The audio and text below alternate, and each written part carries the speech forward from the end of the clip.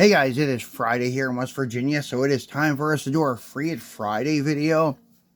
And for the guys that don't follow me on Instagram, I just want to show you what I got lucky enough and found this week at Walmart. I got the new Diecast Super Mercedes 560 SEL AMG. I love this casting. This is my favorite mainline car of 2023, and it's going to be one of my favorite supers for 2024. I cannot believe I found it. I've been lucky so far since the 2024 line was launched back in, I think, late October and 23. I found 3 Super Escorts, 1 Super Camaro, and I missed out on the C case. I think we probably got the Super Treasure Hunt at my store, but somebody beat me to it.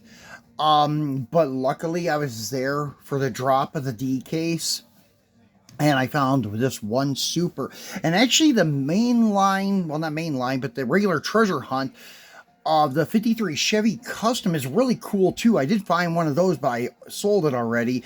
And there was actually only one of them in this dump bin, and there probably was, I don't know, maybe 5 or 6 cases that were dumped, because I got 6 Civics, the 92 Civics, so I'm thinking that there probably were 6 cases that were dropped, and there was only 1 treasure hunt.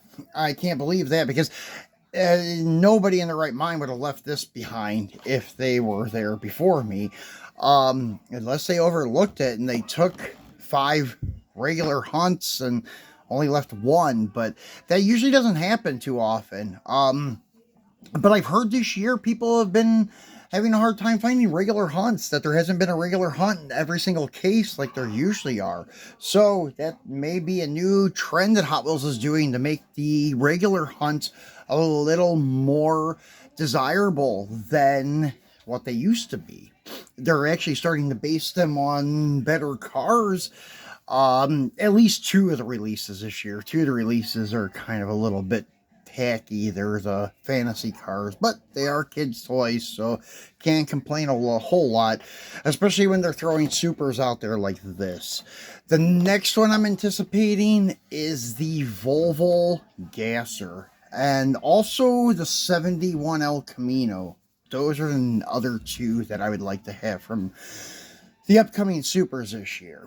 But moving on to our star car for today, or star truck, I should say, that is this guy here. This is the new Coca-Cola Little Red Express from M2. Actually, they're not calling it the Little Red Express, they're just calling it the 1978 Dodge Adventurer 150 Custom.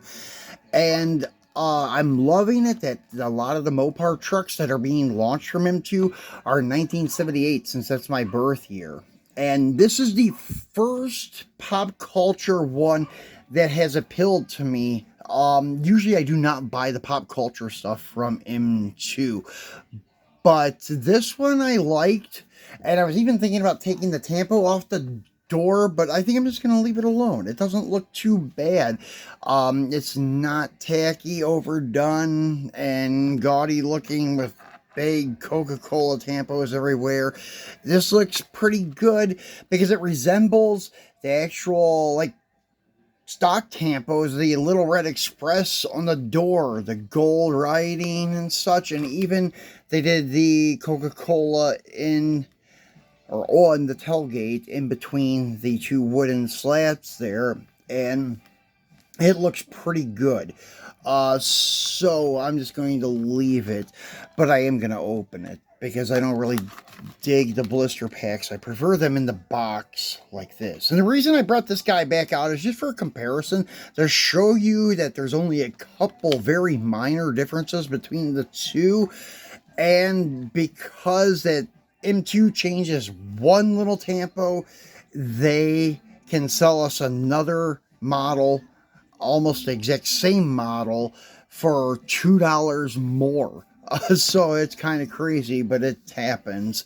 Because the Coca-Cola cars here anyways, and I think it's like that at most Walmarts, they're $8.97 each, whereas these are $6.88 each. So over $2 more for the Coca-Cola stuff. It's even like that with the auto haulers. The auto haulers are usually like $18.97, and then the Coca-Cola stuff is like $21 and some change. So crazy that we're paying for the Coca-Cola name, and I prefer to take the Coca-Cola name off my vehicles like I did with my black dually from the auto haulers set, the square body dually I should say. But let's go ahead and take a look at this guy's package. It's cool. They have all the old Coca-Cola writing, and it looks like the stuff from the advertisements in the 30s, probably when this actually had cocaine in it, supposedly. So I believe that it probably did, but I'm not sure, because back in the 30s, they were trying everything for medicines and such. So it has the same advertisements on the backside, some licensing things, and where to find him too online. I've already cut the back so I could flip it up like a door and then pop him out like this, and I will just stack him over in my Mopar display with the other trucks, because that's one thing I am doing. I usually unbox everything, I free everything, but the trucks from M2 I'm leaving in the display cases. I do take them out occasionally to do some pics, or whenever I first get them, I do a video on them and open them up and show them to you guys. So nothing is permanently packaged in my collection, but this kind of packaging is easy to open and close and nobody will ever know. Something like this is a little bit harder, although acetone would pop the glue off and let you take it out and reseal it if you wanted to. But that one I think I'm going to leave carded, and if I do ever think about opening it, I'm just going to sell it. So anyways, let's get him off, well, not off the base, but out of that acrylic dome, and look at this guy here. So, no tampos on the hood with Coca-Cola, thankfully. Just very subtle and tastefully done with the Coca-Cola on the tailgate, where the Little Red Express would go. And actually, let's go ahead and get him back out of the box here and get his acrylic dome off. And we'll take a look at these guys up close right next to each other and see that there's very little differences. So the Little Red Express says Little Red Truck, whereas this says Coca-Cola. Besides that, it's pretty much the same, the striping, everything. And then the Coca-Cola on the door is a little bit bigger than the original, like Little Red Express emblem, and it looks almost like the hue of red is a little bit different. Like the Coca-Cola is a slight brighter than the Little Red Express, but that just may be the mixture. That may have not been intentionally done, but actually even the wheels are the same wheels, same Goodyear white letter tires. Everything's the same, except for those couple of little tampos. That's the one thing that M2 can do and make us buy a truck for $2 more, just because of 3 little tampo changes. But hey, it worked on me. I fell for it. I didn't buy the Sweethearts one, and I did not buy the yellow Coca-Cola one. I'm actually not attracted to those ones at all. Just this one, for some reason, I guess because it looks so much like the stock Little Red Express. So that's it, guys. That's what I wanted to show you, is that it is very much the same truck, except actually I do like the red on the Coca-Cola much more. It's much more vibrant than the Little Red Express. Unfortunately, the Little Red Express actually looks dull compared to the Coca-Cola one, but if you take him out of the picture, the Little Red Express looks pretty good.